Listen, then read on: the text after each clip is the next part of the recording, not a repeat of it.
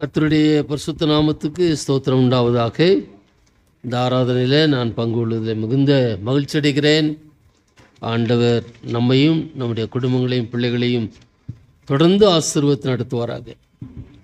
ஜெபித்து ஆண்டவருடைய வசனத்தை சுருக்கமாக இந்த நாளில் தியானிக்கலாம். ஜெபிப்போம். அன்பின் நல்ல ஆண்டவரே, வாயின் வார்த்தைகளை ஆசீர்வதிக்கிற கர்த்தர், இந்த நாளில் தகுதியற்ற அடிமையை கூட இந்த இடத்துல கொண்டு வந்து நிறுத்தின நோக்கத்தை மாத்திரம் நிறைவேற்றி உம்முடைய சிலுவையை உயர்த்த என்னை பயன்படுத்தும்படிக்கு நான் சிறுக நீர் பெருக என்னை அர்ப்பணிக்கிறேன். இயேசுவின் நாமத்தில் பிதாவே, ஆமென். அருமையான கர்த்தருடைய பிள்ளைகளை, இந்த நாளில் நாம் பார்க்கின்ற பொழுது திருச்சபைக்கென்று ஒரு நாள் காட்டி இருக்கிறது.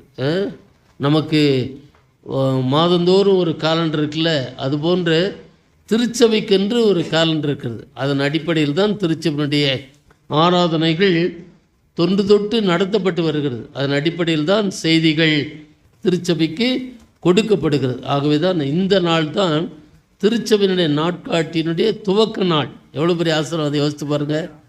திருச்சபைக்கே ஒரு நாள் காட்டி, அதுதான் கத்தோலிக்க திருச்சபைகள் சரியாக பின்பற்றுவாங்க. அதனால் ஆண்டவருக்கு நான் நன்றி செலுத்துகிறேன். இந்த நாளில் நமக்கு கொடுக்கப்பட்டிருக்கிற செய்தி தாழ்மை நிலையில் உள்ளோருக்கான நம்பிக்கை. யோசித்து பாருங்கள். இந்த செய்தியை நான் ஆயத்தம் பண்ணுகின்ற பொழுது ரேனியஸ் மிஷனுடைய டைரி ஒரு 3 வால்யூம் எனக்கு கிடைத்தது.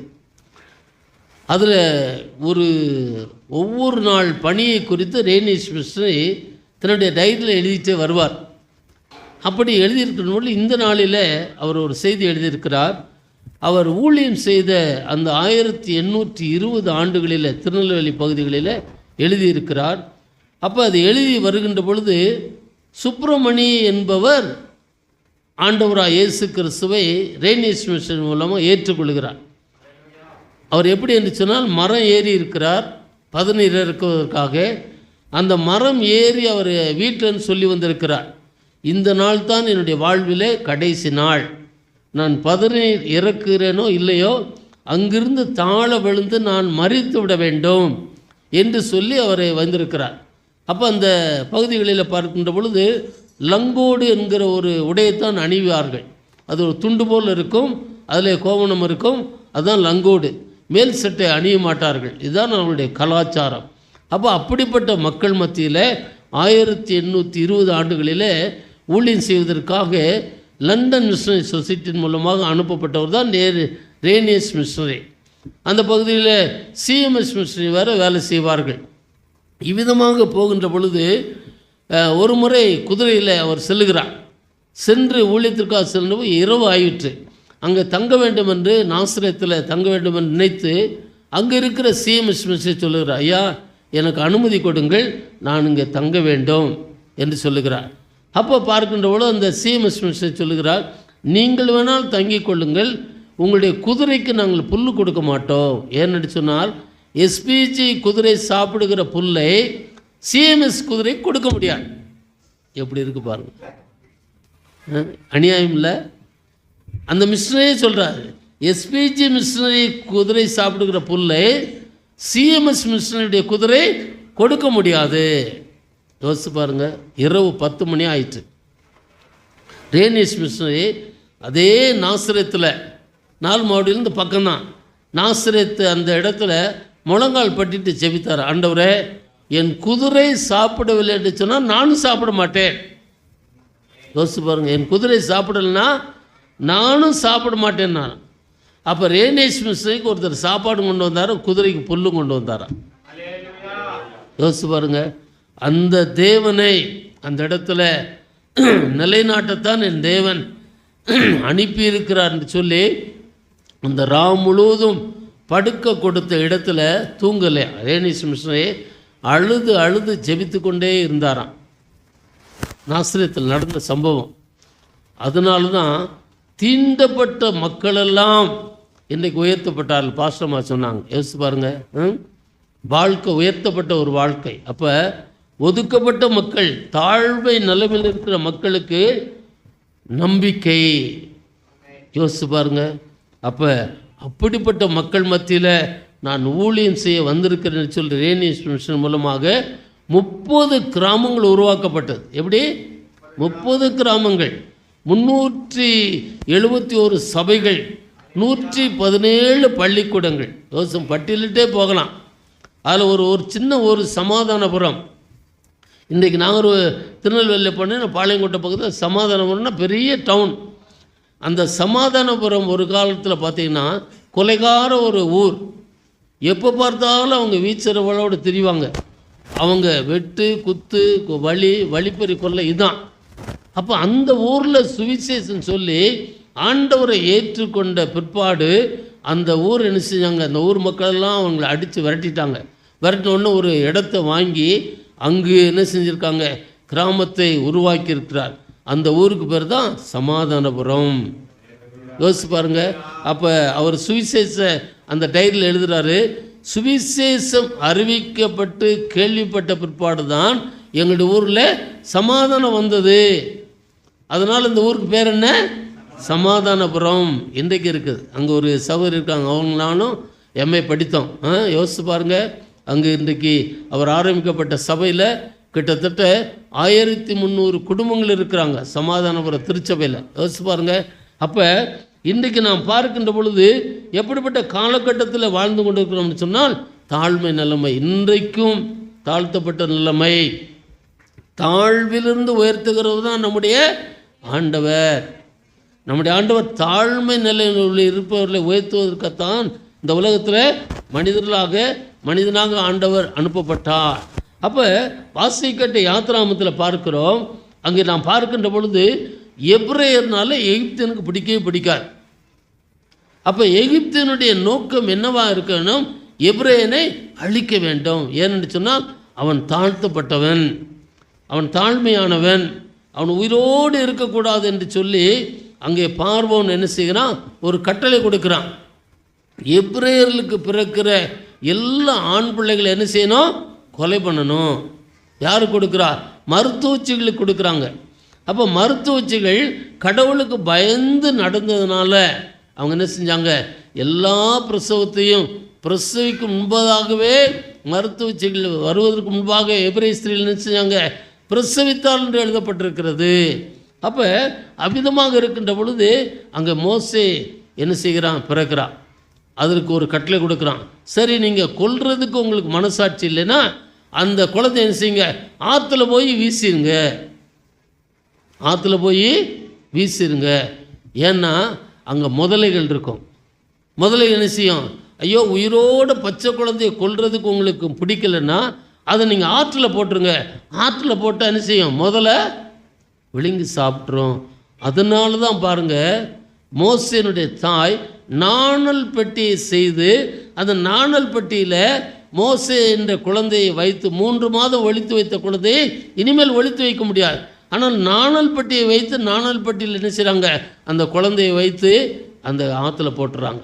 ஏன்னா ராஜா கட்டளை, ஆம்பளை பிள்ளைன்னா கொல்லணும், இல்லைன்னா ஆற்றுல போட்டணும், வீசி எறிஞ்சிடணும். மோசே குழந்தையை நாணல் பெட்டியில் வச்சான். அப்போ நாணல் பெட்டியில் ஏன் செய்தார்னு சொல்லி சொன்னால், நாணல் வாசல்னால முதலைக்கு ஆகாது. எவ்வளோ பெரிய தேவ ஞானம் பாருங்கள். சாதாரண புல்லு தான், ஆனால் நாணல் புல் வாசனைக்கு முதல்ல என்ன செய்யாது, கிட்டத்திலேயே வராது. அப்போ எங்கே உதாசீனமாக எண்ணப்பட்டார்களோ, தாழ்த்தப்பட்டார்களோ, புறக்கணிக்கப்பட்டார்களோ அந்த மோசையை எந்த அரண்மனையிலிருந்து கட்டளை வந்ததோ அதே அரண்மனையில் வளர்க்கிற குழந்தையாக ஆண்டவர் என்ன செய்கிறாரு, உயர்த்துகிறார். ஹல்லேலூயா. யோசிச்சு பாருங்க. அதான் ஆண்டவர் சொல்கிறார், ஆகாது என்று தள்ளப்பட்ட கல் தான் கட்டிடத்தின் மூலைக்கல்லுக்கு தலைக்கல்லாயிற்று. நம்முடைய ஆண்டவர் அப்படித்தான். சமுதாயத்தில் புறக்கணிக்கப்பட்ட மக்கள் தான் ஆண்டவருக்கு தேவை. புறக்கணிக்கப்பட்ட மக்கள் தான் ஆண்டவருக்கு தேவை. சுவிசேஷத்தை கொண்டு வந்தவங்களே புறக்கணிக்கப்பட்ட மக்கள் தான். சீசரில் யார்? தாழ்த்தப்பட்ட மக்கள், கலிலேயர்கள், ஒதுக்கப்பட்ட மக்கள், புறக்கணிக்கப்பட்ட மக்கள், சமுதாயத்தில் ஒதுக்கப்பட்ட மக்கள். அந்த மக்கள் தான் சுவிசேஷத்தை அறிவிக்கின்ற சீசர்களாகவே இயேசுவை உருவாக்கினார். யோசித்து பாருங்கள். இதுதான் இன்றைக்கு சப்ஜெக்ட். அப்போ இன்றைக்கு நாம் பார்க்கின்ற பொழுது ஆண்டவர் இவ்விதமாகவே நம்மோடு இருந்து நம்ம நடத்துகிற தேவர். அப்போ பாருங்கள், அந்த ஆண்டவர் தான் இன்றைக்கு பழைய ஏற்பாட்டு காலத்தில் ஆண்டவரை பார்க்கவே முடியாது, ஒருவரும் பார்க்கவே முடியாது. ஏன்னா அவர் காணக்கூடாதவர், அவரை பார்க்கக்கூடாதவர். அப்போ காணக்கூடாத தெய்வம் இன்றைக்கி எப்படி வந்திருக்கிறாரு? காண்கிற தெய்வமாய் வந்திருக்கிறார். ஹல்லேலூயா. மோசே பார்க்க ஆண்டவர் பேசும்படியாக அழைத்தார். ஆனால் மோசே ஆண்டவருடைய முகத்தை பார்க்கவே முடியலன்னு எழுதப்பட்டிருக்கு. ஏன்னா காணக்கூடாத தெய்வம். எபிரேயருக்கு எழுதுகிறார், எபிரேயர் 11 அதிகாரத்தில் முதல் வசனம் வாசிங்க. விசுவாசம் என்பது நம்பப்படுவனுடைய உறுதியும் காணப்படாதவனுடைய நிச்சயமாக இருக்கிறது. அப்போ தாழ்த்தப்பட்ட மக்கள் தான் அந்த விசுவாசத்தில் உறுதியாக இருப்பாங்க. அதனால தான் மிஸ்ரீகள் வந்து எந்த பகுதியை தெரிந்து கொண்டால்னா தாழ்த்தப்பட்ட மக்கள் இருக்கிற பகுதிகளுக்கே சென்று சுவிசேஷம் அறிவித்தாங்க. ஆனால் இன்றைக்கு அந்த தாழ்த்தப்பட்ட மக்கள் ஆண்டவராக இயேசு கிறிஸ்துவை ஏற்றுக்கொண்ட பிற்பாடு அவங்க எப்படி இருக்கிறாங்கன்னா இன்னும் தாழ்மை நிலையிலேருந்தே வரல, இன்னும் தாழ்மை நிலையிலேருந்தே வரல. நாங்கள் இப்படியே இருக்கோம் சாமி, ஒரு சிலைக்கு பின்னாலே நாங்கள் ஒழிஞ்சுக்கிறோம் ஆண்டவரை, எங்களுக்கு அதுதான் ஆண்டவரேன்னு சொல்லி அவங்க அப்படியே தான் இருக்கிறாங்க. ஆனால் ஆண்டவர் என்ன செய்கிறாரு? தாழ்மை நிலையிலிருந்து நோக்கி பார்த்தவரே துதியுங்கள் என்று சொல்லுகிறார். அப்போ இன்றைக்கு நம்முடைய வாழ்க்கை எப்படி தான் இருக்கிறது? அதனால் 3 காரியங்களை சுருக்கமாக சொல்லி நாம் கடன் செல்ல இருக்கிறோம். தாழ்த்தப்பட்ட மக்களை வழிநடத்தும் கடவுள் நம்முடைய ஆண்டவர் யார்? தாழ்மையாக இருக்கிற மக்களை அப்படியே விட்டு விடுகிற தேவன் அல்ல, புறக்கணிக்கிற மக்கள் அல்ல, ஒதுக்கப்பட்டு தள்ளப்படுகிற ஆண்டவர் அல்ல. அவர் என்ன செய்கிறாரா? தாழ்த்தப்பட்ட மக்களை வழிநடத்துகிற கடவுள், அதுதான் நம்முடைய ஆண்டவர். அதனால தான் இந்த நாள் அட்வென்ட் நாள் என்று சொல்லப்படுகிறது, வருகை நாள் என்று எழுதப்பட்டிருக்கிறது. அந்த வருகையை குறித்த ஒரு சபையே இருக்கிறது, அட்வென்ட் திருச்சபை என்றே ஒரு சபை இருக்கிறது. யோசிச்சு பாருங்க. அப்போ இந்த நாள் அட்வென்ட் நாள், ஆண்டவருடைய வருகையின் நாள். அப்போ வருகை எதற்காக ஆண்டவர் மனிதனாக இந்த உலகத்தில் வந்தார் என்று சொன்னால் தாழ்த்தப்பட்ட மக்களை வழிநடத்துவதற்காக வந்தார். யோசிச்சு பாருங்க. அப்போ இன்றைக்கு நம்முடைய வாழ்க்கையில் வேதத்தை நம்ம நல்லா வாசித்து பார்த்தோம்னா பெருமை உள்ளவர்கள் தான் ஆண்டவர் எப்படி இருக்கிறாரா? எதிர்த்து நிற்கிறார். தாழ்மை உள்ளவர்களுக்கு கிருபை அளிக்கிறார். அப்போ நம்ம தாழ்த்தப்பட்ட நிலைமையில் இருக்கிற நம்முடைய வாழ்க்கையை ஆண்டவர் நடத்த வேண்டும் என்று சொன்னால் நம்மிடத்தில் ஒரே ஒரு காரியத்தை எதிர்பார்க்க. என்ன எதிர்பார்ப்பு? தாழ்மை. நம்முடைய வாழ்க்கையில் என்ன இருக்கணும்? தாழ்மை இருக்கணும். அப்போ தாழ்மை இருக்கின்ற பொழுது தான் நம்முடைய வாழ்க்கையில் ஆண்டவர் நம்மை வழி நடத்த முடியும். ஆண்டவர் அதைத்தான் பார்க்கிறார். ஆண்டவருடைய பார்வையெல்லாம் நம்முடைய வாழ்க்கையில் தாழ்மை இருக்கிறதா, நம்முடைய உள்ளத்தில் தாழ்மை இருக்கிறதா, அதைத்தான் பார்க்கிறார். அப்போ நம்முடைய உள்ளத்தில் தாழ்மை இருக்கின்ற பொழுது, பவுல் பெரிய படித்தவர், அவர் சொல்லுகிறார், ஆண்டவரே நான் உம்முடைய சமூகத்தில் ஒன்றுமே இல்லை, ஒன்றுமே இல்லை என்று சொல்லுகிறார். எந்த மனிதர் ஆனால் அவர் ஆண்டவருடைய பார்வையில் என்ன சொல்லுவார்? நான் ஒன்றுமே இல்லை என்று சொல்லி தன்னை தாழ்த்துகிறார். அப்போ ஆண்டவர் நம்மை உயர்த்த வேண்டும் என்று சொன்னால் நம்முடைய வாழ்க்கையில் என்ன எதிர்பார்க்கிறார்? தாழ்மை எதிர்பார்க்கிறார். இன்றைக்கு நம்முடைய வாழ்க்கையில் பார்க்கின்ற பொழுது விசுவாசிகளாக இருக்கிறோம், உண்மைதான். நாம் ரட்சிப்பை பெற்றுக்கொள்கிறோம், உண்மைதான். ஆனால் ரட்சிக்கப்பட்ட பிற்பாடு ஒரு அனுபவம் நம்முடைய வாழ்வில் கடந்து வர வேண்டும். அப்படி இருக்கின்ற பொழுதுதான் தாழ்மை நிலைமையிலிருந்து நம்மை ஆண்டவர் உயர்த்த முடியும். என்ன ஒரு உண்மைன்னு சொன்னால் நாம் ரட்சிக்கப்பட்டிருக்கிறோம், ரட்சிக்கப்பட்ட பிற்பாடு நாம் சிலுவையில் அறையப்பட்டிருக்கிறோமா? யோசிச்சு பாருங்க. என்ன டே எனக்கே தியாலஜி கற்றுக் கொடுத்துட்டேன்னு சொன்னாங்க. யோசிச்சு பாருங்க. அப்படிப்பட்ட முரட்டு சுபாவம் இருந்த என்னை ஆண்டவர் நாள் பார்த்தா, நீ ரட்சிக்கப்பட்டேன்னு தெரியலையா?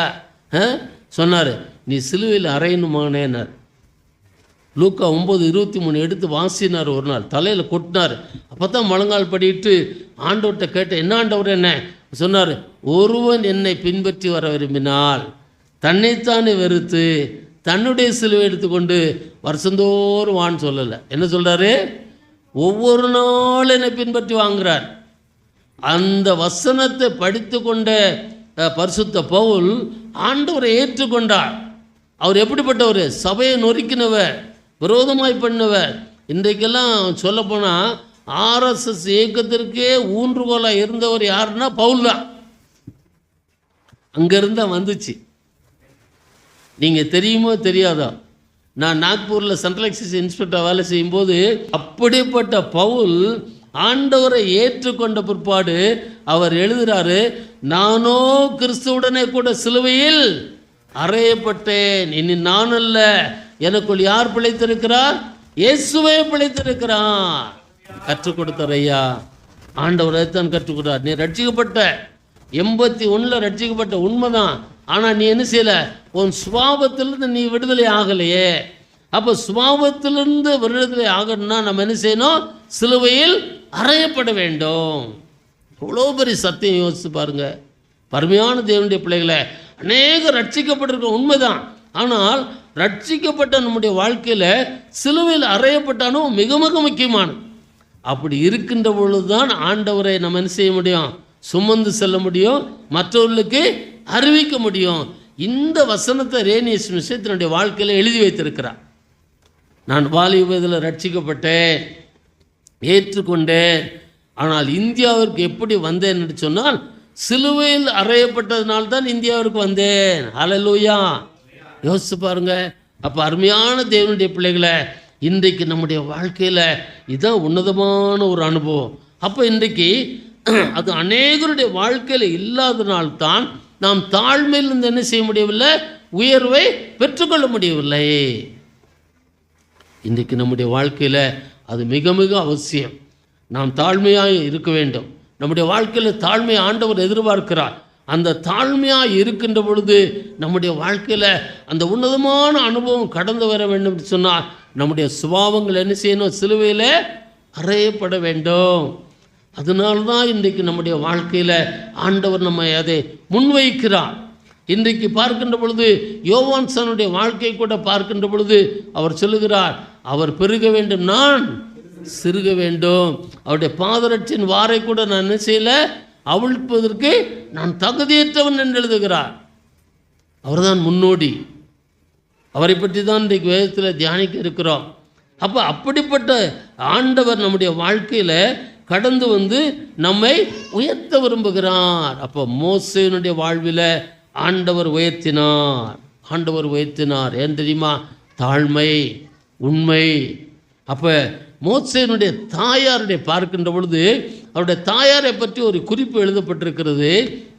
மோசேனுடைய தாயார் ஜெபிக்கிற தாயாராம். யோசிச்சு பாருங்க, ஜெபிக்கிற தாயாராம்.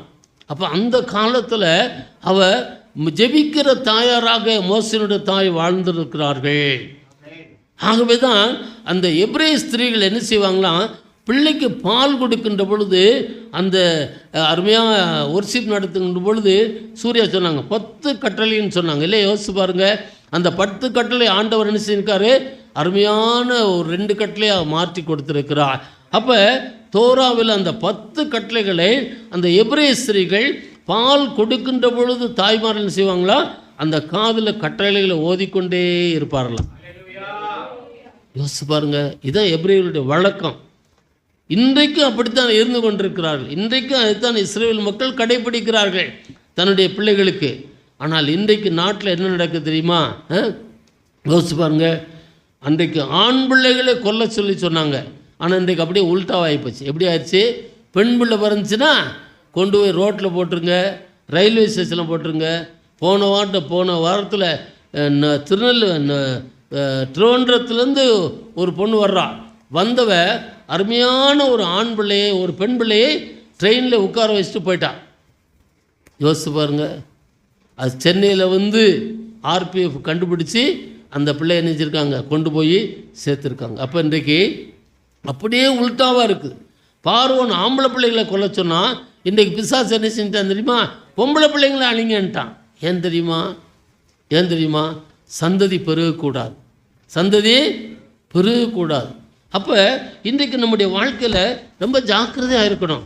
அப்போ ஆண்டவர் பாருங்கள், அன்றைக்கு ஒரு ஜெபிக்கிற தாயாக மோசேனுடைய தாய் இருந்ததுனால, அவளுடைய வாழ்வில் தாழ்மையை பார்த்ததுனால, அவளுடைய வாழ்வில் பார்க்கின்ற பொழுது அழிவுக்கு விலக்கி பாதுகாத்தார் என்று எழுதப்பட்டிருக்கு. மோசையை அழிவுக்கு விலக்கி பாதுகாத்தார் என்று எழுதப்பட்டிருக்கு. ஏன்னா உன் நினைவுகள் என் நினைவுகள் அல்ல.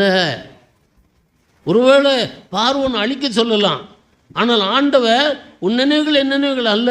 ஒரு சாதாரண ஒரு ஆடு மேய்க்கிற தாவீது தான் ஒரு பெரிய கோலியாத்தை என்ன செஞ்சான்? வீழ்த்தினான். எப்படி ஆச்சு யோசிச்சு பாருங்க, எப்படி ஆச்சு யோசிச்சு பாருங்க. தாவீதுக்குள்ளிருந்து என்ன சுபாவம்? தாழ்மை.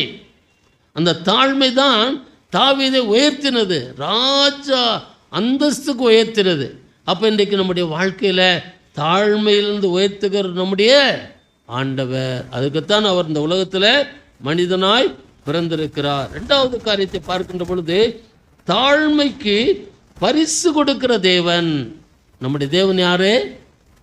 தாழ்மைக்கு பரிசு கொடுப்பாராம். எங்கேயாச்சும் பாருங்க, ஓடுனா பரிசு கிடைக்கும், நல்ல எக்ஸாம் எழுதுனா பரிசு கிடைக்கும். ஆனால் நம்முடைய ஆண்டவர் யாரு? தாழ்மைக்கு பரிசு கொடுக்கிற தேவன். அப்போ வாசி கேட்ட இந்த லூக்கா எழுதின சுவிசேஷத்தில் 2 சகோதரிகளை பார்க்கிறோம்.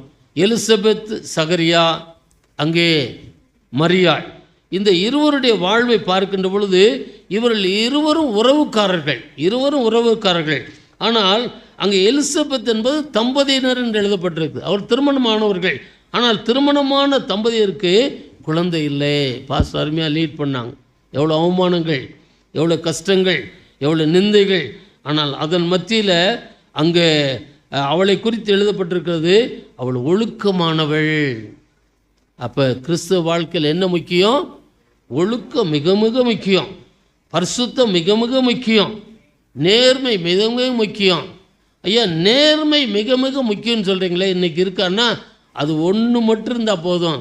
நம்ம சத்தியத்தை சொல்லவே வேண்டாம்,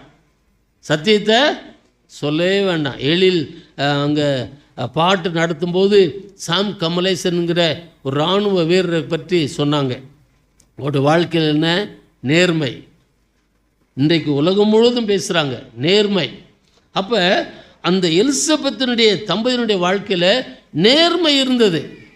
சகரியாவுடைய வாழ்க்கையை பார்க்கின்ற பொழுது அவர் அந்த ஒழுக்கமான நெறிகளை கடைபிடிக்கிறவர். அவங்கெல்லாம் ஆரோனுடைய வம்ச வழியில் வந்தவங்க. அவங்க தான் ஆசாரியர்களாக இருக்க முடியும். இன்றைக்கு அதெல்லாம் ஆண்டவர் என்ன செஞ்சார்? உடைச்சிட்டார். அதெல்லாம் உடைச்சி சாதாரண ஜனங்கள் கூட என்ன செய்யலாம்? ஆசாரியத்துவத்துக்கு வரலாம். ஹல்லேலூயா. அப்போ எவ்வளோ பெரிய பாடுகள் பட்டிருக்கார் யோசிச்சு பாருங்க. அப்போ தாழ்மையில் இருக்கிறவர்களுக்கு ஆண்டவர் பரிசு கொடுக்கிறார். அப்போ ஆண்டவர் பார்க்கிறாரு, சகரியா எலிசபெத்தை பார்க்கிறாரு. பார்த்தவங்களுடைய வாழ்க்கை எப்படி இருக்குது? தாழ்மையாக இருக்குது. அதனால் பாருங்கள், எத்தனையோ ஆண்டு காலம் கழித்து அவர்களுக்கு என்ன செய்கிறாரு? ஒரு அருமையான ஆண் பிள்ளை ஆண்டவர் பரிசாக கொடுக்கிறார். அதுதான் சங்கீதக்காரனில் கற்பத்தின் கனி கர்த்தரால் வரும் சுதந்திரம், ஆண்டவர் கொடுக்குற பரிசு. அப்போ தாழ்மை உள்ளவர்களுக்கு ஆண்டவர் பரிசு கொடுக்கிற தெய்வமாக இருக்கிறார். இதை யார் போய் வாழ்த்துறான்னு சொன்னால் மரியாள் போய் வாழ்த்துகிறார்கள். மரியாள் வாழ்த்துக்கின்ற ஒருவர் வாழ்த்துக்கின்ற பொழுது ஒருவருடைய வயிற்றில் என்ன செய்ய? பிள்ளை துள்ளிச்சென்று பார்க்கிறோம். அருமையான தேவனுடைய பிள்ளைகளை நம்முடைய ஆண்டவர் பார்க்கின்ற பொழுது தாழ்மையாக இருக்கிற மக்களுக்கு ஆண்டவர் பரிசு கொடுக்கிற தேவனாக இருக்கிறார். ஆண்டவர் எதிர்பார்ப்பு அதுதான், தாழ்மைத்தான் எதிர்பார்க்கிறார். நம்ம எந்த அளவிற்கு தாழ்த்துகிறோமோ அந்த அளவிற்கு ஆண்டவர் நமக்கு உயர்த்துகிற தேவன். என்னுடைய கடந்த வாரம் இந்த மாதம் முழுவதும் அதிகமாக ட்ராவல், ஹைதராபாத், சென்னை, பல இடங்களுக்கு ஆண்டவர் ட்ராவல் பண்ண கிருபை செய்தார். கடந்த வாரத்தில் சென்னை சென்றேன். ஒரு 2 நாளைக்கு முந்தி என்னுடைய மூத்த மச்சனுடைய மகள், ரொம்ப அருமையான பிள்ளை, எல்லாருக்கும் பிடிக்கும். வயது என்ன தெரியுமா? 40 வயசு. கல்யாணம் ஆச்சு, குழந்தை இல்லை.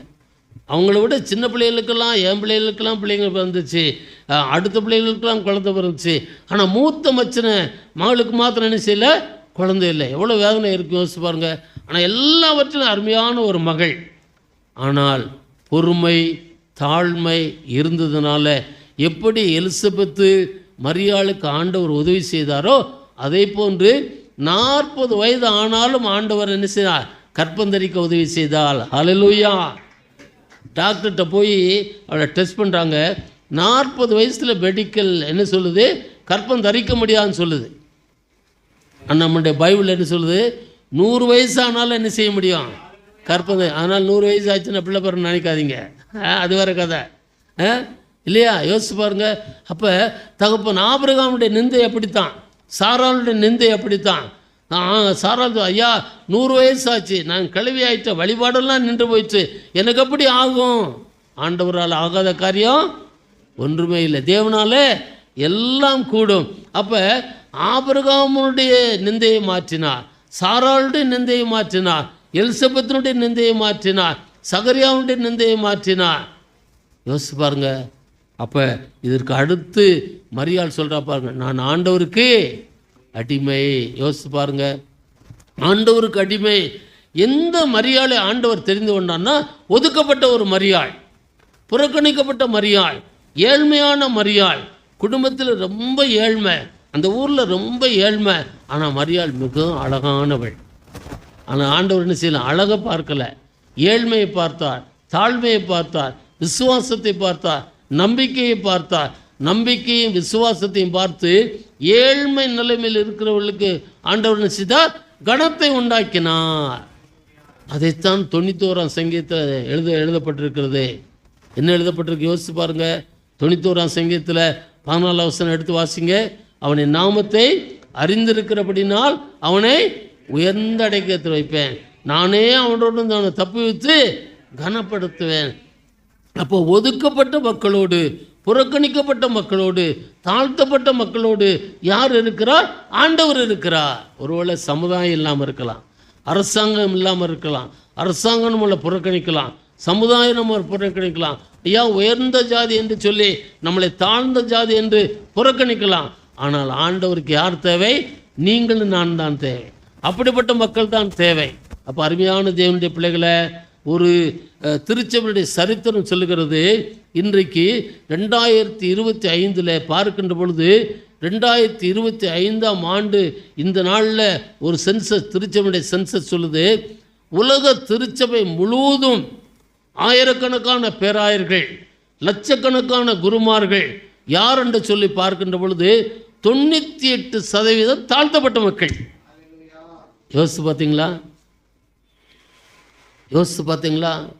அந்த சென்சஸை படிக்கும்போது என் உடம்பே ஆறி போச்சு. அப்படி பார்த்தா நானும் குப்பையை அள்ளிட்டு கிடக்கணும், தெரு கூட்டணும், அதான். ஆனால் இன்றைக்கு விலையேறப்பட்ட புஸ்தகத்தை தூக்கிட்டு விலையேறப்பட்ட சுவிசேஷத்தை அறிவிக்கிற சுவிசேஷகனாய் ஆண்டவரனே மாற்றி இருக்கிறார். எவ்வளோ பெரிய பாக்கியம் யோசிச்சு பாருங்க. பருமையான தேவனுடைய பிள்ளைகளை, அப்போ இன்றைக்கு நம்முடைய வாழ்க்கையில் நாம் பார்க்கின்ற பொழுது, நாம் படித்து பட்டம் பெற்று இன்றைக்கு ஒரு மிஷனரியாக இருக்கிறேன்னு சொன்னால் ஆண்டவர் கொடுத்த பிச்சை, ஆண்டவர் கொடுத்த பிச்சை. நிறைவு செய்தியாக ஒரு செய்தியை சொல்லி நான் நிறைவு பண்ண இருக்கிறேன். இன்றைக்கு உங்களுக்கெல்லாம் ஒரு பட்டம் கொடுக்க போகிறேன். என்ன பட்டம் தெரியுமா? கிராஜுவேஷனு. நீங்கள் நானும் பிச்சைக்காரங்க, நீங்கள் நானும் பிச்சைக்காரங்க. ஏற்றுக்கொண்டு தான் இந்த இதை விட்டு போகணும். இது நான் சொல்லலை. இந்த பட்டம் முதலாவது எனக்கு யார் கொடுத்தாருன்னா எமில் என்ன கொடுத்தார். 83 வாலிபர் கூட்டத்துக்கு போனேன். வாலிபர் கூட்டம் பைபிள் கூட இல்லை, போன உடனே உட்காந்து எல்லாம் கைதட்டி பாட்டு பாடிக்கிட்டு இருக்கோம். அவர் செய்தி எடுக்கும்போது எல்லாரும் பிச்சைக்காரங்கன்னார். நான் போய் கேட்டேன், பிச்சை எடுக்கிறது தான் வரணுமாண்ணா? டேய் நீ பிச்சைக்காரன் தான்டா, பிச்சை எடுக்கிறது தான் வரணுன்னார். ஏன்னு கேட்டேன். நானே முதல் பிச்சைக்காரன், 2வது பிச்சைக்காரன் நீ தான்டார். கடைசி வரைக்கும் மகனை செய்தி கேட்டுட்டு தான் அந்த இடத்த விட்டு போகலாம், சாப்பாடு இல்லைன்னார். நாங்கள்லாம் வாலிப பசங்க போயிருக்கிறோம். யோசிச்சு பாருங்கள். அப்போ எமிலன்னு சொன்னார், பிச்சைக்காரன் ஏன் சொல்லுகிறேன்னு சொன்னால், ஒரு பிச்சைக்காரன் என்ன செய்வான் தெரியுமா? என்ன செய்வான் தெரியுமா? இன்னொரு பிச்சைக்காரனை வழி நடத்துவான். எப்படி வழி நடத்துவான்னு கேட்டேன். அவர் சும்மா விடலை எமிலன்ட்ட. எப்படின்னு வழி நடத்துவான்? டேய் பிச்சைக்காரன் என்ன செய்வான் தெரியுமா? ஒரு இடத்துல போய் பிச்சை எடுத்த உடனே இன்னொரு பிச்சைக்காரனை கூட்டு அங்கே போனேன்னா உனக்கு 10 ரூபா கிடைக்கும்பா. நீ கிறிஸ்தவனா இல்லையான்னாரு. கிறிஸ்தவன் தான். இப்போ கிறிஸ்தவன்னா உனக்கு நம்ம பக்கம் என்ன செய்வாங்க தெரியுமா? காதை பிடிச்சி திருகுனா காதே வெளியே வந்துடும்னார். ஆனால் என் தயவுசெய்து திரிகிறாதீங்கன்னு. ஏன்னாரு? கிறிஸ்தவ என்ன செய்யணும்? சுவிசேஷம் சொல்ல. நீ சொன்னியான்னாரு. இல்லைன்னாரு. அப்போ நீ பிச்சைக்காரன் இல்லாதனால தான் சுவிசேஷம் சொல்ல முடியல. இன்னைக்கு தீர்மானங்க. நீங்கள் நான் யார்? அப்போ பிச்சைக்காரங்கிற பட்டம் பெரிய பட்டம் திருச்சபை எவனிடம் தான் கொடுத்தார். சிஸ்டர் சிரிக்காங்க, யோசிச்சு பாருங்க. அப்போ யோசித்தேன், பிச்சைக்கார பட்டத்தை வாங்குறதுக்கு எம்ஏ படிக்கணுமான்னு கேட்டேன் அண்ணன்ட்ட. படித்து தாண்டா நீ பிச்சை எடுக்கணுன்னார். யோசிச்சு பாருங்க. அப்போ ஒரு பிச்சைக்காரன் என்ன செய்கிறானா, பிச்சைக்காரனுக்கு வழி காட்டுறான். அப்போ கிறிஸ்தவன் என்ன செய்யணும், வழிநடத்தணும். அன்னைக்கு ஒரு செய்தி என்ன தெரியுமா, நீங்கள் பூமிக்கு உப்பாயிருக்கிறீர்கள், நீங்கள் உலகத்திற்கு வெளிச்சமாயிருக்கிறீர்கள். அதான் தலைப்பு, அதான் வசனமே. அந்த வசனத்தை வச்சு சொன்னார், நீ கிறிஸ்தவன்னா மற்றவர்கள் உப்பாக இருக்கணும். அப்போ நீ உப்பாக ஏன் இருக்க முடியலன்னா நீ பிச்சைக்காரனா இல்லை. நீ இன்றைக்கு பிச்சைக்காரனை ஒப்பு கொடுக்கணும். அன்றைக்கி பார்த்தீங்கன்னா நடந்த வாலிப கூட்டத்தில் கிட்டத்தட்ட ஒரு 600 வாலிபர்கள் கைதுக்கு ஒப்பு கொடுத்தேன். எப்படி தெரியுமா, ஏசாமி ஏற்றுக்கொள்கிறேங்க, ஐயா நான் பிச்சைக்காரனாக வர்றேன், ஐயா நான் பிச்சைக்காரனாக வர்றேன். எமிலன்னை கடைசியாக சந்திக்கும் போது சொன்னேன், அன்றைக்கு பிச்சை எடுக்கணும்னு வந்ததில் கிட்டத்தட்ட 96% விசுவானு மிஷனரியாக வந்துட்டான்னார். யோசித்து பார்த்தீங்களா, நீ என்னடா செய்கிறனார், அண்ணே நான் என்ன முஸ்லிம் மிஷனரியாக இருக்கேன்னு. அப்போ 99% வந்துச்சுட்டான்னார். அப்போ பிச்சைக்காரங்களை ஒப்பு கொடுத்தவங்களாம் என்ன ஆகிட்டாங்க, மிஷனரிலாம் ஆகிட்டார்கள். அப்போ அருமையான தேவனுடைய பிள்ளைகளை, ஒருவேளை வார்த்தை பட்டம் வேணால் ஒரு அசிங்கமாக தெரியலாம் சமுதாயத்தில், ஆனால் எனக்கு அது கிரீடம். நான் ஏசாமிக்கு ஒரு பிச்சைக்காரனாக தெரியுறேன்னா அதை விட பாக்கி இந்த உலகத்தில் ஒன்றுமே இல்லை. அதை விட இந்த உலகத்தில் ஒன்றுமே கிடையாது. ரெவரண்டெல்லாம் தூக்கி போட்டுடலாம். ரெவரண்டு போல பிச்சைக்கார விக்டரின்னு எழுதிட்டா ரொம்ப மகிமையாக இருக்கும். வீட்டில் சேர்க்க மாட்டாங்க, அதனால ரெவரண்ட் போட்டுக்கிறது, வேறு ஒன்றும் இல்லை. ஆனால் அந்த அடைப்பு குறிக்கில் என்ன இருக்குது தெரியுமா, பிச்சைக்காரன் மறைந்திருக்குது.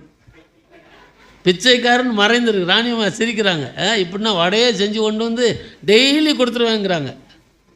அருமையான தேவனுடைய பிள்ளைகளை, ஆண்டவர் இன்றைக்கு நம்மை பிச்சைக்காரர்களாக இந்த ஆராதனையில் மாற்ற விரும்புகிறார். கடைசியாக பார்க்கின்ற பொழுது தாழ்மை உள்ளவர்களை உயர்த்தும் தேவன். அப்போ தாழ்மை உள்ளவர்களுக்கு பரிசு கொடுக்கிற தேவன், தாழ்மை உள்ளவர்களை உயர்த்தும் தேவன். அப்போ ரேனிஸ் மிஷனரி தன்னுடைய குறிப்பில் எழுதியிருக்கிறார், அந்த திருநெல்வேலி மக்களெல்லாம் தாழ்த்தப்பட்ட மக்கள், புறக்கணிக்கப்பட்ட மக்கள், அவர்களிடத்தில் தண்ணீர் வாங்கி குடிக்க மாட்டார்களாம். அவங்களுக்கு தண்ணி கொடுக்கணும்னா அவங்க 2 கையில் வாங்கி தான் தண்ணி குடிக்கணுமா. யோசிச்சு பாருங்கள். அப்போ நாடாரின மக்கள் எப்படிப்பட்ட மக்கள், தாழ்த்தப்பட்ட மக்கள், புறக்கணிக்கப்பட்ட மக்கள். அவங்ககிட்டையும் தண்ணி வாங்கி குடிக்கக்கூடாது, அவங்களுக்கு தண்ணி கொடுத்தா நம்ம குடிக்கிற டம்ளரில் கொடுக்கக்கூடாது. அப்படிப்பட்ட நிலைமையில் இருந்த மக்களை ஆண்டவர் உயர்த்தி இருக்கிறார். இன்றைக்கு பார்த்தீங்கன்னா நகைக்கடை வியாபாரம் அவங்ககிட்ட தான் இருக்குது, எல்லா பிஸ்னஸும் அவங்ககிட்ட தான் இருக்குது, ஐடி கம்பெனி அவங்ககிட்ட தான் இருக்குது. இங்கிலாண்டில் மேயராக இருக்கிறாங்க, அமெரிக்காவில் எம்பியாக இருக்கிறாங்க. உலகத்தில் இல்லாத ஒரு இல்லை, அவங்களெல்லாம் எழுதப்பட்ட ஒரு வார்த்தை கடைசியாக தன்னுடைய டைரியில் எழுதி முடிக்கிறாரு, தாழ்மை உள்ளவர்கள் உயர்த்தும் தேவனாக இந்த திருநெல்வேலி பட்டணத்தில் ஆண்டவர் வெளிப்பட்டார் என்று எழுதுகிறார்.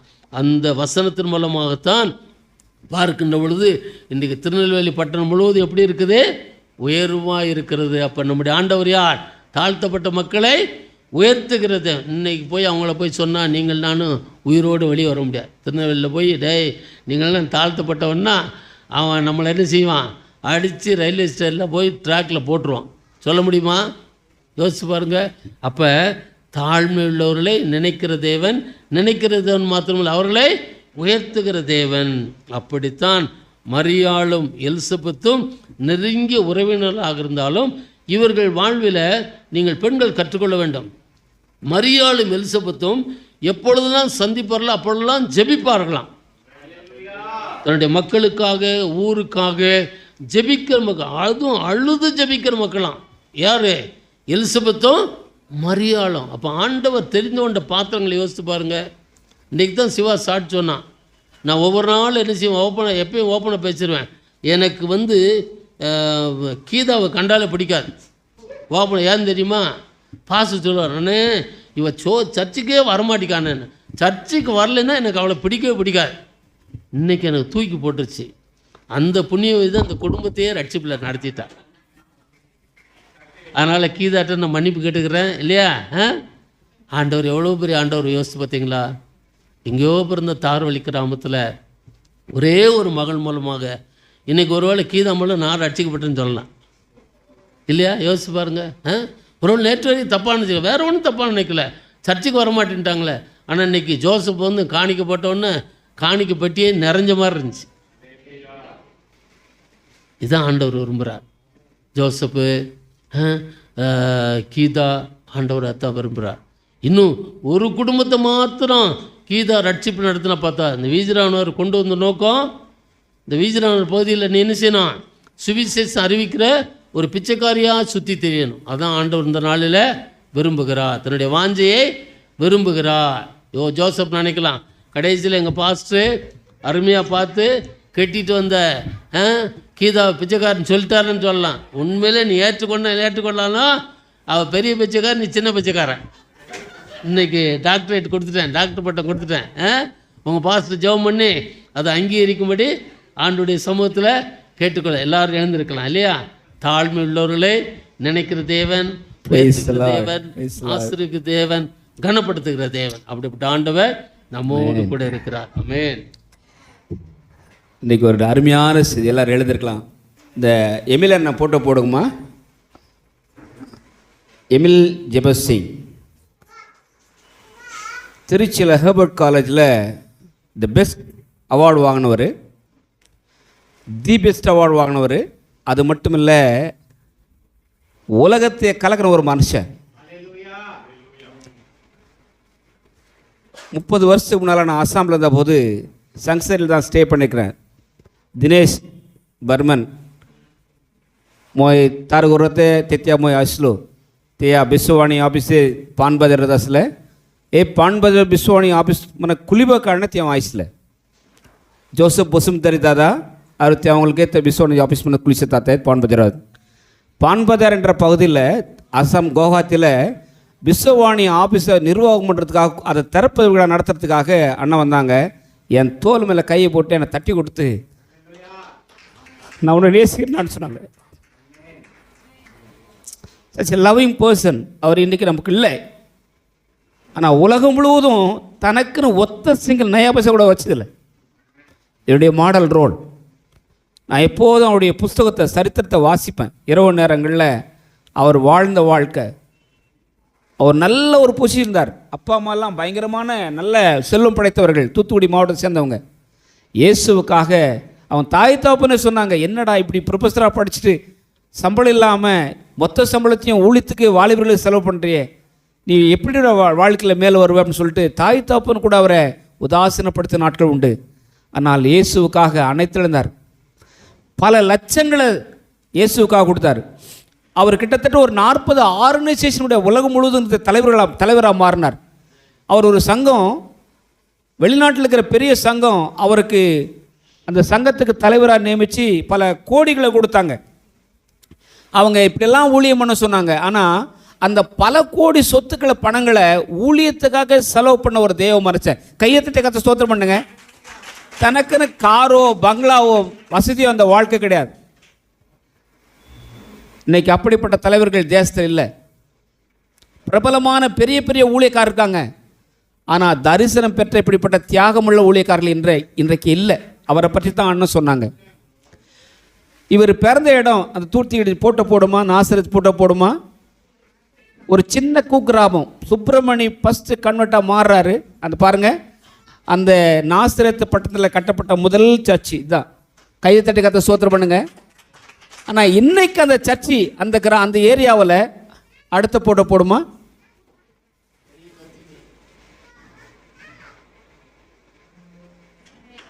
கையை தட்டுங்க. இன்னைக்கு இந்த திருச்சபையானது உலகம் முழுவதும் மிஷனரிமார்கள் அமைச்சு கொடுத்துருக்கு. நாசரத்திலிருந்து நன்மை பிறக்க கூடுமோ? நம்ம ஸ்டான்லியான பிளஸிங் யூத் மிஷன் ஸ்டான்லியன் நாசரத் தான். அந்த ஊர்லேருந்து வந்தார். World record teacher, Bible teacher. ஆனால் அதற்கு ஒரு தேவ மனுஷன் காரணமாக இருந்தார். அவர் தான் ரேனியஸ் மிஷனரி. எல்லாரும் தலைவணங்குமா, எல்லாம் தலைவணங்குமா, ஆண்டுக்கு நடு சொல்லுவோம். அந்த தரிசனம் பெற்ற தேவ மனுஷன் மூலமாக உலகளாவிய திருச்சபை இன்றைக்கு அநேக மிஷனரிமார்களை கொண்டது. என் அண்ணன் வந்து இன்றைக்கி பிரசங்கம் பண்ணுறாருன்னா ஏதோ அடுத்தவங்க ரெக்கார்டை படித்து பார்த்து பிரசங்கம் பண்ணல, அவருடைய வாழ்க்கையே பிரசங்கம் தான். கர்த்தருக்கு ஸ்தோத்திரம், அல்லேலூயா. அவருடைய மகன் பெங்களூர் உனக்கு பெரிய வீடு வாங்கி கொடுத்துறோம்ப்பா, நீ அங்கேயே செட்டில் ஆகிடலாம், நாங்கள் கனடா போயிடுறோம், நாங்கள் யூஎஸ்ஏ போயிடுறோம் அப்படின்னு சொல்லிட்டு அவர் சொல்லும்போது சொன்னார், 35 வருஷமாக நான் வெள்ளூர் மாவட்டத்தில் இந்த தலித்து மக்கள் மத்தியில் தான் ஊழியம் செய்திருக்கிறேன், என்னையாம்பா பெங்களூர் பட்டத்தில் கொண்டு போய் சேர்க்கணும்னு சொல்ல, எனக்கு இந்த ஊர் விட்டு போகிறதுக்கு விருப்பம் இல்லைப்பா, எனக்கு இங்கேயே நான் சுற்றி வந்து என்ன பண்ணார், கர்த்தர் ஒரு நல்ல வீட்டை வாங்கி குடிக்க முடியாது அந்த பகுதியில் கர்த்தர் உதவி செய்திருக்கார். அல்லேலூயா சொல்லுங்க. பெருமையுள்ள கர்த்தர் ஏத்து நிற்கிறார். அப்படியே பக்கத்தில் கை கொடுங்க. பட்டம், பதவி, பணவி, புடவை, நகை, நிலம், சொத்து, பெருமைப்படாத பேட்டா பேட்டி எல்லாம் நிறைஞ்சிடும். தாழ்மையுள்ளவளுக்கோ கிருபை அளிக்கிறார். 1 பேதுரு எழுதுகிறார். பேதுரு ஒரு பெரிய பட்டதாரி, அவருடைய பிஸ்னஸ் தொழிலில் பெரிய அறிவாளி, மீன் பிடித்தல் தொழிலில் அவரை மாதிரி 1ஆம் நம்பர் ஆள் கிடையாது, எல்லாவற்றையும் இழந்தார் இயேசுவுக்காக தன் வாழ்க்கை. 1 பேதுரு புஸ்தகம் 1ஆம் அதிகாரம் 5ஆம் அதிகாரம் 6ஆம் வசனம் வாசிக்க பார்க்கலாம். 1ஆம் அதிகாரம் 5ஆம் அதிகாரம் 1 பேதுரு 5ஆம் அதிகாரம். அந்த வசனத்தை டிஸ்பிளே பண்ணுமா சூர்யா, உங்களுக்கு உங்கள் அம்சிக்கு பாருமா. சரிண்ணா, தேங்க்யூண்ணா. ஜோமல்லா இம்மானுவேல் முன்னாள் வா. 1 பேதுரு 5ஆம் அதிகாரம் 6ஆம் வசனம் வாசிக்குமா. ஆகையால் ஏற்ற காலத்தில் தேவன் உங்களை உயர்த்தும்படிக்கு அவருடைய பலத்த கைக்குள் அடங்கிருங்கள். எல்லாரும் பாருங்க, கையை தூக்குங்க, உங்கள் வலது கையை தூக்குங்க. நான் அவர் கைக்குள்ளே இருப்பேன். இருப்பீங்களா? இருப்பீங்களா? சத்தமாக சொல்ல, இருப்பீங்களா? காலை தூக்குவீங்களா? ஏற்ற காலத்தில் கர்த்தர் உங்களை உயர்த்தும்படிக்கு அவருடைய பலத்த கரத்துக்குள் அடங்கிருங்கள். அதுக்கு முன்னால் வசனம் தான் சொல்லுது, பெருமை உள்ளவர்களுக்கு கர்த்தர் ஏத்து நிற்கிறார், தாழ்மையுள்ளவர்களுக்கோ கிருபை அளிக்கிறார். மந்தையில் சேரா ஆடுகளே எங்கிலும் கோடி கோடி உண்டு, சிந்தையில் ஆன்ம பாரம் கொண்டு தேடுவோர் வாரி திருச்சபையே. மந்தையில் சேரா ஆடுகளே அழைக்கிறாரேசு, அவரிடம் பேசு நடத்திடுவா. அழைக்கிறாரேசு, அவரிடம் பேசு நடத்திடுவா. என்னை போல் பேசிட நாவோ வேண்டும், என்னை போல் அலைந்திட கால்கள் வேண்டும், என்னை போல் பேசிட நாவு வேண்டும், என்னை போல் அலைந்திட கால்கள் வேண்டும், என்னில் அன்பு கோர ஆட்கள் வேண்டும், இதை உன்னிடம் கேட்கிறேன் தர வேண்டும். என்னில் அன்பு கோர ஆட்கள் வேண்டும், இதை உன்னிடம் கேட்கிறேன் தர வேண்டும். அழைக்கிறாரேசு, அவரிடம் பேசே நடத்திடுவா. அழைக்கிறாரேசு, அவரிடம் பேசு நடத்திடுவா.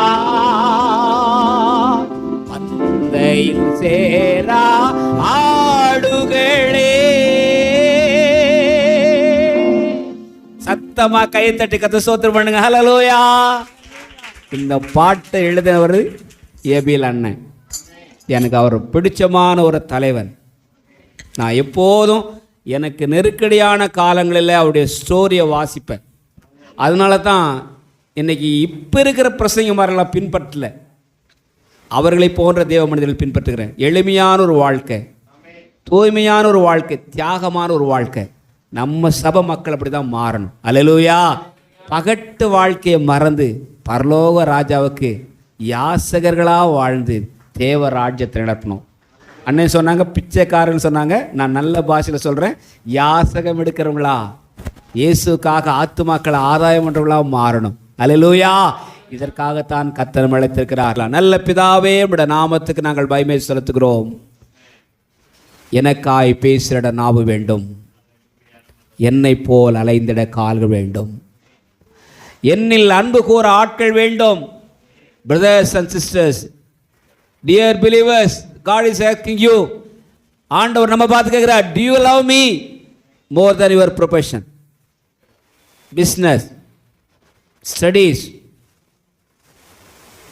more than what you have in your hand? AC account, என் பணத்தை விட, என் பொருளை விட, என் சொத்தை விட, என் நகத்தை விட, எனக்கு இருக்கிற செல்வாக்களை விட நான் எதையும் பொருட்படுத்தாமல் இயேசுவை நேசிப்பேன்னு சொல்கிறவங்க மட்டும் கை தூங்க பார்க்கலாம். ஹல்லேலூயா. எல்லாம் சொல்லாமா, ஒரு ராபா பாபா பா எல்லாம் ஸ்தோத்திரம் பண்ணுங்க. ஹல்லேலூயா. ஆண்டவரே, நம்ம நேசிக்கிற ஆண்டவரே, ஆண்டவரே, என் பணத்தை விட நீதான் ஆண்டவரே எனக்கு மேலானவர். ஆண்டவரே, இல்லை கை தட்டுக்கிறத சோத்திரம் பண்ணுங்க. ஹல்லேலூயா. இல்லை சத்தமா கையை தட்டுக்கிறத சோத்திரம் பண்ணுங்க. ஹல்லேலூயா. என்னோட பட்டங்களை விட நீதான் மேலானவர் ஆண்டவரே. ஹல்லேலூயா. எனக்கு இருக்கிற சொந்தங்களை விட, பந்தங்களை விட, ஆண்டவர் நண்பர்களை விட, ஆண்டவரே, ஆண்டவரே, நீங்க தான் மேலானவர். ஆண்டவர் நேசிக்க எனக்கு உதவி செய்யும் ஆண்டவரே. நல்ல பிதாவே, நம்முடைய நாமத்தில் நம்முடைய மக்கள், நம்முடைய ஊழியக்காரனாய் வாழ்த்தி ஆசீர்வதிக்கிறேன் சாமி. இன்னைக்கு கொடுத்த நல்ல வார்த்தைக்காய் ஸ்தோத்திரிக்கிறோம் ஆண்டவரே. நாங்கள் இன்னும் தாழ்மைப்பட எங்களுக்கு உதவி செய்வீராக ஆண்டவரே. எங்கள் வாழ்க்கையிலே முன்னேறுவதற்கு தாழ்மைதான சிறப்பு படி சுவாமி. அந்த படியிலே கடந்து வர எங்கள் ஒவ்வொருவருக்கும் ஆண்டவரே அப்படிப்பட்ட எண்ணத்தை, சிந்தனையை தருபடியாக நாங்கள் ஜெபிக்கின்றோம். யோசேப்பின் குடும்பத்தை நினைவு கூர்ந்தீர், மோசேயின் குடும்பத்தை நினைவு கூர்ந்தீர், யோவான் ஸ்நானுடைய குடும்பத்தை நினைவு கூர்ந்தீர். தாழ்விலிருந்தவளை உயர்த்தி ஆண்டவரே, தலையை தூக்கி ஆண்டவரே, அநேகருக்கு இவளை ஆசீர்வாதமாக வைத்தீர் சுவாமி. அன்றைக்கு யோவான் ஸ்நானகர் சொன்னது போல நாங்கள் சிறுகவும் எங்களிலே நீங்கள் பெருகவும் நாங்கள் வேண்டுகிறோம். எங்களை தாழ்த்தி அர்ப்பணிக்கின்றோம். எல்லா துதிக்கான மகிமை உமக்கு ஒருவருக்கே செலுத்துகின்றோம். இயேசு கிறிஸ்துவின் நாமத்தில் வேண்டுகிறோம் நல்ல பிதாவே, ஆமென். என் ஆத்துமாவே கர்த்தரை ஸ்தோத்ரி, முழு உள்ளமே பரிசுத்த நாமத்தை ஸ்தோத்ரி. என் ஆத்துமாவே கர்த்தரை ஸ்தோத்ரி, கர்த்தர் செய்த சகல உபகாரங்களை மறவாதே, ஆமென்.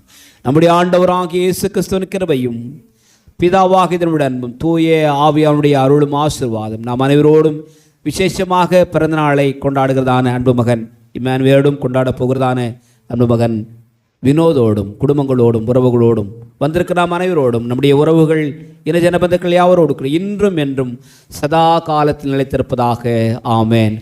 அவர் வரும் நாளேனில் என்னை கரமசைத்து அன்பாய் கூப்பிட்டு சேர்த்து கொள்வா. அவர் வரும் நாளேனில் என்னை கரமசைத்து அன்பாய் கூப்பிட்டு சேர்த்து கொள்வா. அவர் சமூகமதில் அங்கே அவருடனே ஆடி பாடிய மகிழ்ந்திடுவே. அவர் சமூகமதில் அங்கே அவருடனே ஆடி பாடிய மகிழ்ந்திடுவே. ஹல்லேலூயா. கை தூக்காதங்களா கை தூக்கி சொல்லுங்க. ஹல்லேலூயா. God bless you. கர்த்தர் உங்களை ஆசீர்வதிப்பாராக. ஒருவரை ஒரு வாழ்த்தி சமாதானத்தோடு சென்று வாருங்கள்.